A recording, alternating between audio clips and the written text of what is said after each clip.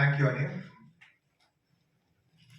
Well, first I wanted to start with a quote, which most of you must have heard during your lifetimes.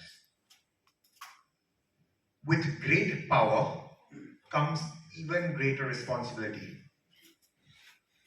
The millennials here, I'm sure, have heard it from the Spider-Man movies, where Uncle Ben tells Spider-Man. But actually, this quote dates back a few centuries ago. Back in the 18th century, during the French Revolution, to Winston Churchill also during the World War, this statement has a lot of meaning. And today, businesses and corporations are becoming these bohemian mammoths, some larger than even countries' GDPs. We all know where the Apples and the Googles of the world lie. They can eat up companies.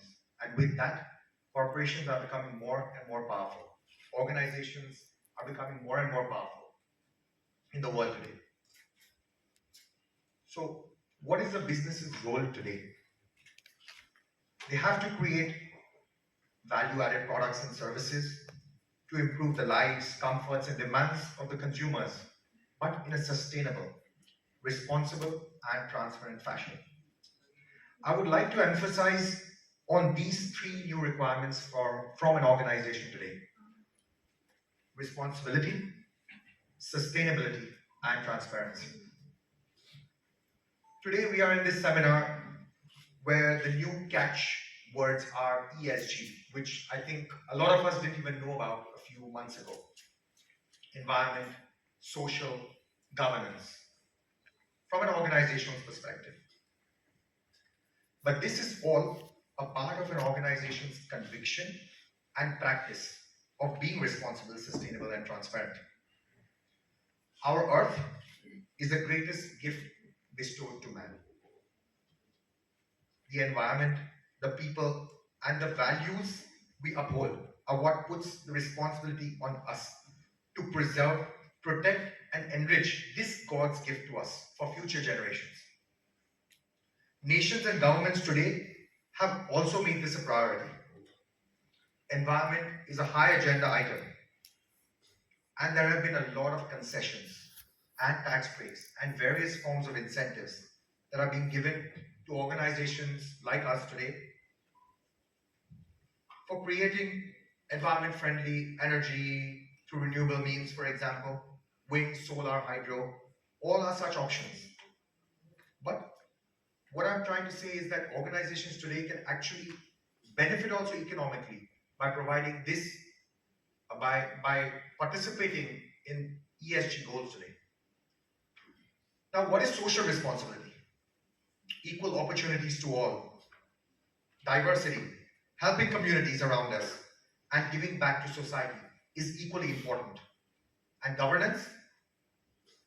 Let us be transparent and have the best practices in all we do as a business.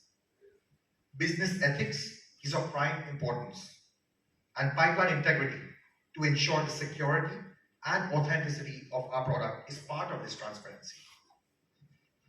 Today, with lab-grown diamonds entering the diamond and jewelry industry, these aspects of environment's responsibility and pipeline integrity and governance have become even more important. LGD production's main ingredient, we all know, is electricity. And how we can be more considerate to the environment and make a more sustainable growing and polishing industry is crucial for us. Transparency, product security, and full disclosure are required to maintain customer trust, without which the industry will lose all credibility and won't have customers. Now, technology today has been constantly changing.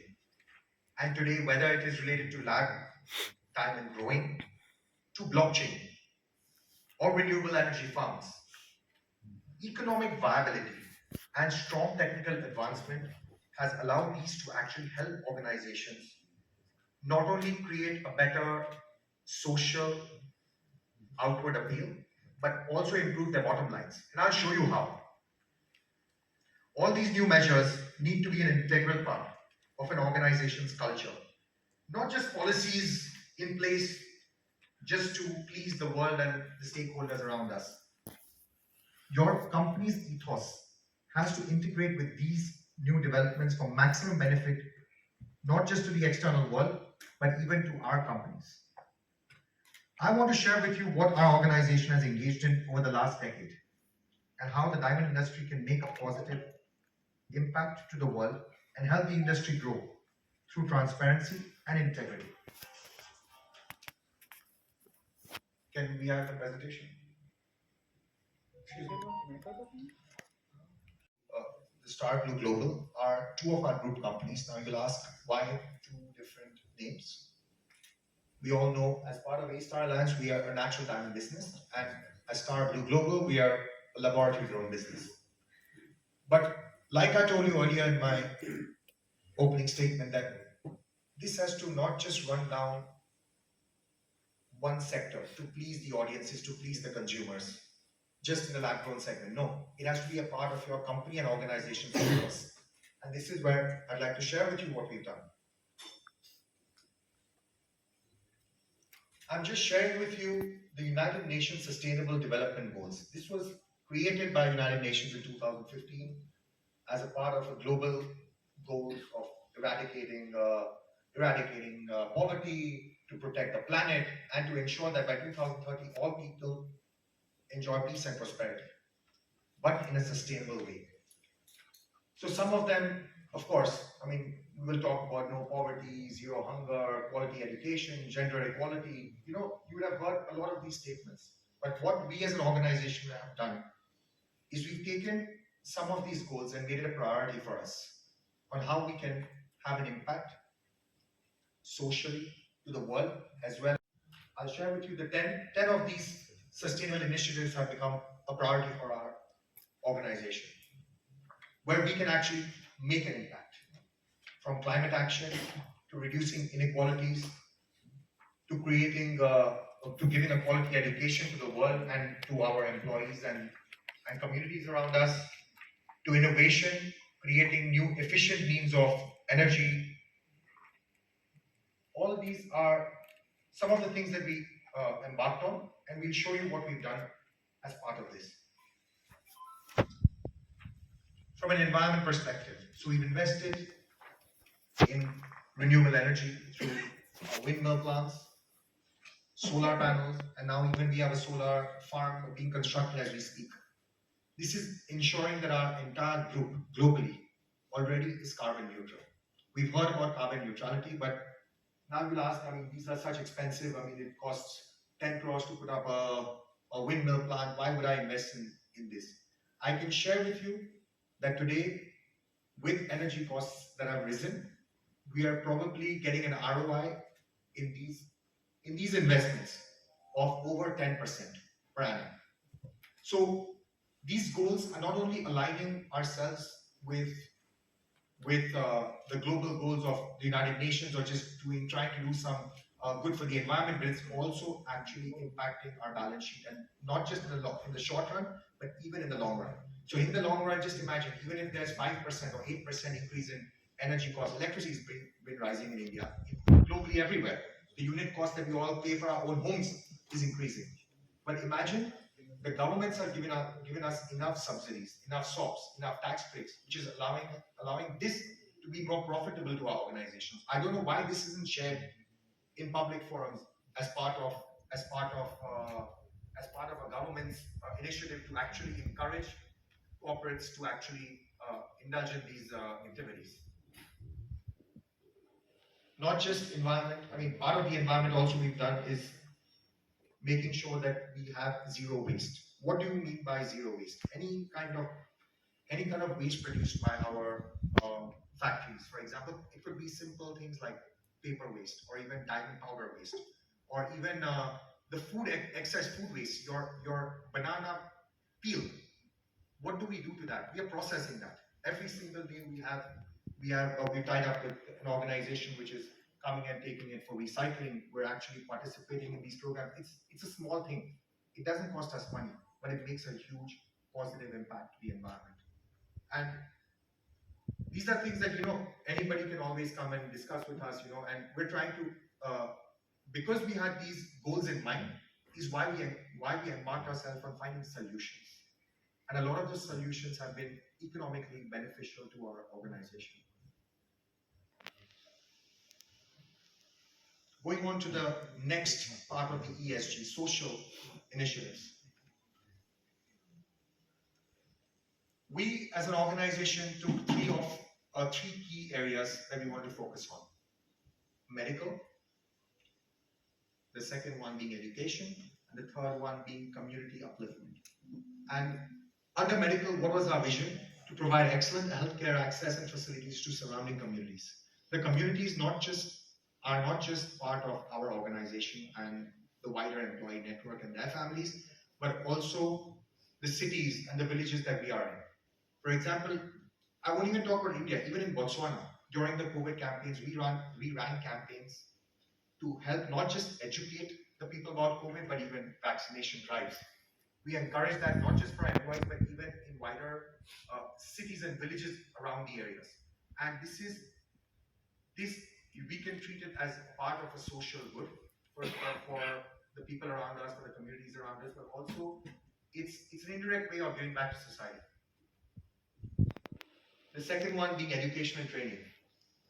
Our vision in that area has been to provide access to good education, leading to better opportunities for future generations. Our future generations, our children, the children of our employees, the children of our communities. And even we conduct vocational trainings for current employees to upskill. So don't just think that the retirement age today is 60. There's a lot everyone can do. You know, when I entered diamond factories in 2004, when I joined the business, I remember there were certain departments which within 2 years of me being there, technology replaced them. What do we do? Do we just tell employees now retire, or can we upskill them? And this is where we as an organization have really assisted in creating new vocational training to help them even change departments, and that's part of our ethos. Again, all that we do has to be a part of our ethos and our belief. It can't be just done as a part of a policy that we've just kept to, again, move the outside stakeholders. And the last one being the social upliftment and well-being of communities around us. So, as being associated to Pondicherry and the Sherwood Ashram, we had a lot of values instilled in us as a family, as an organization, that the spiritual and mental well-being is also important, not just for ourselves, but our employees, our communities, and even we also want to help the economic progress of the less privileged around us and bring them at different levels around pan-India, pan the world, wherever we can make a difference.